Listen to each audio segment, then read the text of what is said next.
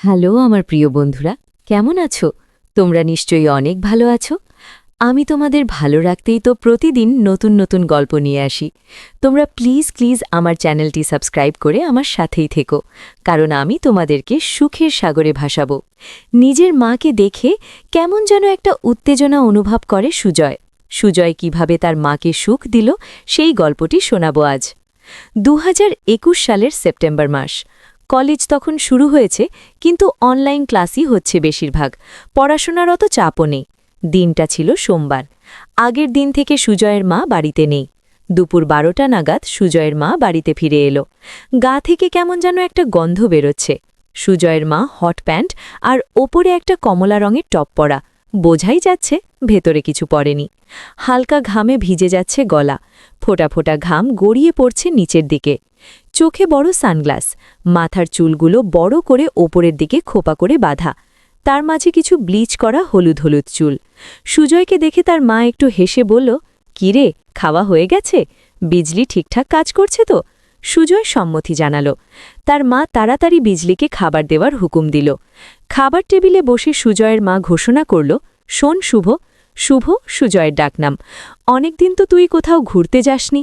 সন্দীপদা গতকাল বলছিল যে আমাদেরকে নিয়ে মারিশমারি জঙ্গলে ঘুরতে যাবে। কলকাতা থেকে মাত্র 4 ঘন্টা গাড়ি করে। আমি, তুই আর সন্দীপদা। সুজয় যেন হাতে চাঁদ পেল। সন্দীপ কাকুর সাথে তার মায়ের চ্যাট পড়ে সুজয় সবচেয়ে বেশি গরম হয়ে যায়। বলতে গেলে দুজনেই দুজনের সুখের ভক্ত। চ্যাটে সন্দীপদাকে দিয়ে সুখ নেওয়ার স্বর্গীয় অনুভূতির কথা সুজয়ের মা বারবার লিখেছে। সন্দীপ কাকু থাকে মুম্বাইতে, বছরে 2-3 বার কলকাতাতে আসে। আর তখনই শুরু হয় সুজয়ের মা আর সন্দীপ কাকুর লীলা খেলা। কিন্তু সন্দীপ কাকুকে সুজয়ের ব্যক্তিগতভাবে খুব একটা পছন্দ না। সুজয়ের মাকে নিজের দাসী বানিয়ে নিজেকে কেউকেটা মনে করছে সে। সুজয়কে একদমই পাত্তা দেয় না, যেন সুজয়ের কোনো অস্তিত্বই নেই। কথা বললেও টিটকিরি মেরে অপমান করে সুজয়কে। সুজয়ের মা এগুলো সব দেখে পুরো ব্যাপারটাকে উপেক্ষা করে যায়। যাই হোক, সন্দীপ কাকুকে পছন্দ না হলেও সন্দীপ কাকুর সাথে তার মায়ের ইচ্ছা পূরণের লীলা দেখার উৎসাহে এক বাক্যে যেতে রাজি হয়ে গেল সে। তখনও বুঝতে পারেনি মারিশমারির জঙ্গলে তাদের জন্য কি অপেক্ষা করে আছে। প্ল্যান হলো যে শুক্রবারের দিন যাবে আর সানডে রাতে ব্যাক করবে তারা। তার আগে সুজয়ের মা ভালো করে 2 দিন পরপর পার্লারে গেল। ফেসিয়াল আর যা যা আছে সব করে নিল। সুজয় বুঝল সব সন্দীপ কাকুর মনোরঞ্জনের জন্য। শুক্রবার সকালের সময়, এর একটু পরেই সন্দীপ কাকু গাড়ি নিয়ে চলে এলো। সুজয় ড্রাইভারের পাশের সিটে বসল আর পেছনে সন্দীপ কাকুর সাথে সুজয়ের মা উঠে বসল। রিয়ার ভিউ মিরারে সুজয় দেখল সন্দীপ কাকু সুজয়ের মাকে জাপটে জড়িয়ে ধরে একটা চুমু দিয়ে দিল। সুজয়ের মা তাড়াতাড়ি ছাড়িয়ে নিয়ে একটু লজ্জিতভাবে সুজয়ের দিকে তাকাল। পেছন থেকে একটু বিরক্ত হয়ে সন্দীপ কাকু সুজয়কে প্রশ্ন করল, কি শুভ, তোমার পড়াশোনা নেই? খালি মায়ের পেছন পেছন ঘুরে বেড়াস? সুজয়ের মা আস্তে করে বলে উঠল, না, আসলে ও অনেকদিন কোথাও যায়নি তো, তাই ওকে আমাদের সাথে আসতে বললাম। ও নিজের মতো থাকবে ওর মোবাইল নিয়ে, ব্যাস। আমি আর তুমি না হয় একটু জঙ্গলে ভ্রমণে যাব। এই বলে দুজন জোরে হেসে উঠল। 4 ঘন্টার রাস্তা সুজয় প্রায় ঘুমিয়েই পড়েছিল। মাঝ রাস্তায় একটা ধাবায় গাড়ি দাঁড় করালো সন্দীপ কাকু। বলল, চলো কিছু খাওয়া দাওয়া করা যাক। ওখানে গিয়ে বসাতে ধাবার সব লোক ঘুরে ঘুরে সুজয়ের মায়ের দিকে তাকাতে থাকল, যেন তারা তার মাকে চিবিয়ে খেয়ে ফেলবে। সুজয়ের মায়ের পরনে তখন একটা সবুজ রঙের টাইট টপ, ওপরে একটা বাটন খোলা, কিছুটা দেখা যাচ্ছে। ফর্সা মসৃণ হাত ও পা দেখে যেন নায়িকাদের থেকে কম লাগে না। রুটি আর মাটন তরকা অর্ডার করে দিল সন্দীপ কাকু। সন্দীপ কাকু সুজয়ের কানে কানে কি যেন একটা বলল। সুজয়ের মা লজ্জা পেয়ে একটু দুষ্টু হেসে সুজয়কে বলল, শুভ, তুই এখানে বস, আমি আর সন্দীপদা একটু আসছি। এই বলে ওরা ধাবার পেছন দিকটায় চলে গেল। খাবার এসে গেল। সুজয় মন ভরে খেতে লাগল। কিছুক্ষণ বাদে ওরা দুজন ফিরে এলো। দুজনের গা থেকে চেনা পরিচিত গন্ধটা পেল সুজয়। এই গন্ধটা সুজয় আগেও প্রচুরবার কলেজ ক্যাম্পাসে পেয়েছে, তাই চিনতে ভুল হল না। সুজয় দেখল সুজয়ের মায়ের চোখ লাল এবং দুজনে খুব হাসছে। খাওয়া শেষ করে তারা গাড়িতে চেপে বসল আবার। সুজয় এবার দেখল তার মা একটু বেশি কাকুর গায়ে ঢুলে পড়ছে এবং কাকু সুযোগের সদ্ব্যবহার করে মনের সুখে তার মাকে ছুঁয়ে দিচ্ছে। আর সুজয়ের মা চোখ বন্ধ করে তার অনুভূতি নিচ্ছে। সুজয়ের পাশের ড্রাইভার কাকু বারবার পেছনে চেয়ে সুজয়ের মাকে দেখছে আর মজা নিচ্ছে। শেষ পর্যন্ত দুপুর 2টো নাগাদ তারা পৌঁছালো তাদের গেস্ট হাউসে। মারিসমারির জঙ্গলের ঠিক গা ঘেঁষায় গেস্ট হাউস। সুজয়দের দেখে ম্যানেজার সাহেব করজোড়ে এগিয়ে এলেন তাদের দিকে। হাসি হাসি মুখে বলল, ওয়েলকাম স্যার, আপনাদের জন্য 2টো সবথেকে ভালো গেস্ট রুম বুক করা হয়েছে। সুজয় দেখল ম্যানেজার সাহেবও তার মাকে ভালো করে দেখে নিচ্ছে।